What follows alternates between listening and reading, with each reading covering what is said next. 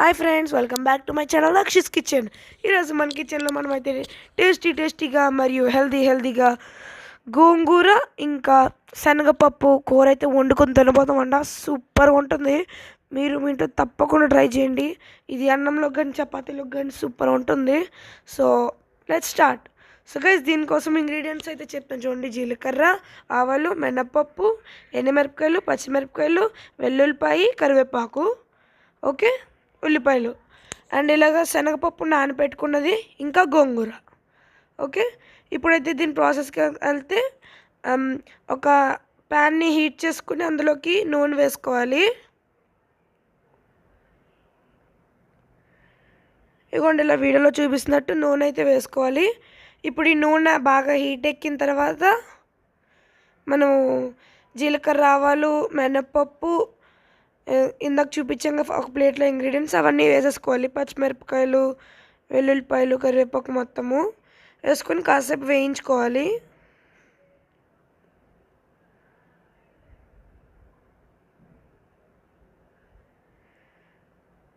మీకు వీడియోలో చూపిస్తున్నట్టు ఇలా వేపుకోవాలన్నమాట నీట్గా.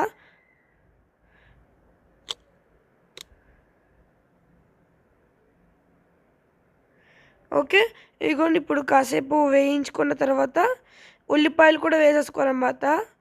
చూడండి, ఇలా ఉల్లిపాయలు కూడా వేసేసుకొని కాసేపు నీట్గా ఫ్రై చేయాలి.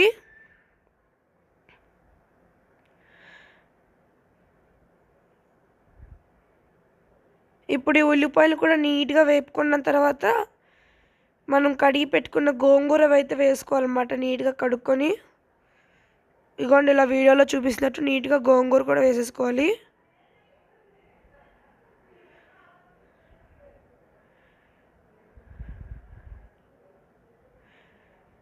ఓకే, చూడండి, ఇప్పుడు ఇలా గోంగూర వేసుకొని దీన్ని కూడా నీట్గా మొత్తం అంతా కలిసేలా మిక్స్ చేసుకోవాలి. ఓకే, ఇప్పుడు కాసేపు ఇలా మిక్స్ చేసుకుని వదిలేయండి. ఒక 1 మినిట్ తర్వాత ఈ మనం కడిగి పెట్టుకున్న శనగపప్పు అయితే వేసుకోవాలన్నమాట. వేసుకొని అంతా నీట్గా కలిపేయాలి. సో ఫ్రెండ్స్, ఇప్పుడైతే ఇలా నీట్గా కలిపేసాం కదా. ఇప్పుడు అయితే మనం దీంట్లోకి కారం, ఉప్పు అన్నీ వేసేసుకోవాలి. కాబట్టి ఇప్పుడైతే మనము టేస్ట్కి తగ్గట్టుగా కారం అయితే వేసుకోవాలన్నమాట.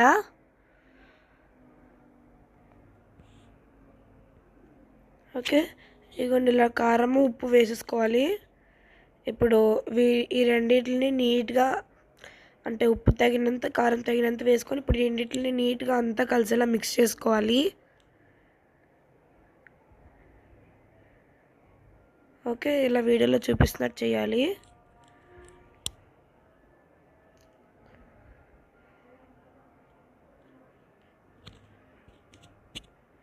ఓకే గైస్, ఇప్పుడైతే మనం ఇలా నీట్గా మిక్స్ చేసుకున్నాం కదా. ఇంకా అంటే మొత్తం అంతా గోంగూర అంతా కూరలో కలిసిపోయినంత వరకు నీట్గా మిక్స్ చేసుకోవాలి. ఓకే గైస్, ఇప్పుడైతే ఇంత నీట్గా మిక్స్ అయిన తర్వాత ఇప్పుడు కొంచెం వాటర్ వేయాలన్నమాట. వాటర్ వేసేసి నీట్గా మగ్గనివ్వాలి ఒక 5-10 మినిట్స్. సో గైస్, ఇప్పుడైతే దీన్ని మనం ఇప్పుడు ఇక్కడ నుంచి తీసేసి వేరే ఒక కుక్కర్లోకి ట్రాన్స్ఫర్ చేసుకోవాలి. ఓకే, ఇప్పుడు ఇలా కుక్కర్లోకి ట్రాన్స్ఫర్ చేసుకొని ఒకసారి మిక్స్ చేసేసుకొని విజిల్ పెట్టేసి ఒక 4 to 5 విజిల్స్ వచ్చే వరకు వదిలేయాలి. చూడండి గైస్, ఇప్పుడైతే ఒక 4 to 5 విజిల్స్ వచ్చిన తర్వాత మొత్తం ఆవిరంతా పోయాక ఇప్పుడైతే కుక్కర్ని ఓపెన్ చేసుకోవాలి.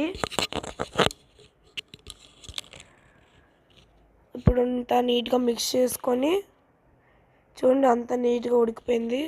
ఇప్పుడు అంతా నీట్గా మిక్స్ చేసుకోవాలి. చూడండి, ఇప్పుడు ఇలా ఇదంతా దగ్గరికి అయిపోయింది కదా. ఓకే, చూడండి, ఇప్పుడు ఇలా ఉడికించుకోవాలన్నమాట కుక్కర్లోనే. ఓకే గైస్, చూడండి ఎంత బాగా వచ్చిందో.